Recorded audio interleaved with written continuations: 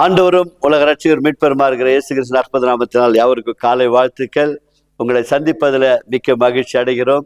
இன்றைக்கு வேத வசனத்தை வாசிப்போம். எங்களோடு கூட வாசிப்பீர்கள் என்று விசுவாசிக்கிறேன். என் அன்பார்ந்த தேவ ஜனங்களே, ஒவ்வொரு நாளும் தேவன் உங்களை ஆசீர்வதித்து வழி நடத்துவார். வேத வசனத்துக்கு நாம் செவி சாய்ப்போம். யோவான் எழுதின நற்செய்தி நூல் 19ஆம் அதிகாரம் 17 21 வசனங்கள் வரைக்கும் வாசிக்க கேட்போம். அவர் தம்முடைய சிலுவையை சுமந்து கொண்டு எபிரே பாஷையிலே கொல்கத்தா என்ற சொல்லப்படும் கபலஸ்தா ஸ்தலம் என்ற இடத்திற்கு புறப்பட்டு போனார். அங்கே அவரை சிலுவையில் அறைந்தார்கள். அவரோடு கூட வேறு 2 பேரை 2 பக்கங்களிலும் இயேசுவை நடுவிலுமாக சிலுவையில் அறைந்தார்கள். பிலாத்து ஒரு மேல் விலாசத்தை எழுதி சிலுவையில் மேல் போடுவித்தான். அதில் நசரேயனாகிய இயேசு யூதருடைய ராஜா என்று எழுதியிருந்தது. இயேசு சிலுவையில் அறையப்பட்ட இடம் நகரத்திற்கு சமீபமாய் இருந்தபடியினால் யூதர்கள் அநேகர் அந்த மேல் விலாசத்தை வாசித்தார்கள். அது எபிரேய, கிரேக்க, லத்தீன் பாஷையில் எழுதியிருந்தது.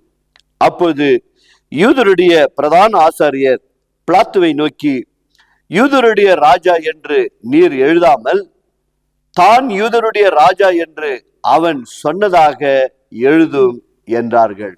செபிப்போமாக. நண்பார்ந்தவர்களே, எழுதினது என்று சொல்லப்பட்ட வேத சத்தியத்தின்படி இந்த ஜெபத்துல கலந்து கொள்ளும் போது தேவன் உங்களுக்காக வைக்கப்பட்டிருக்கிற ஆசீர்வாதத்தை யாராலும் தடை செய்ய முடியாது. செபிப்போமாக.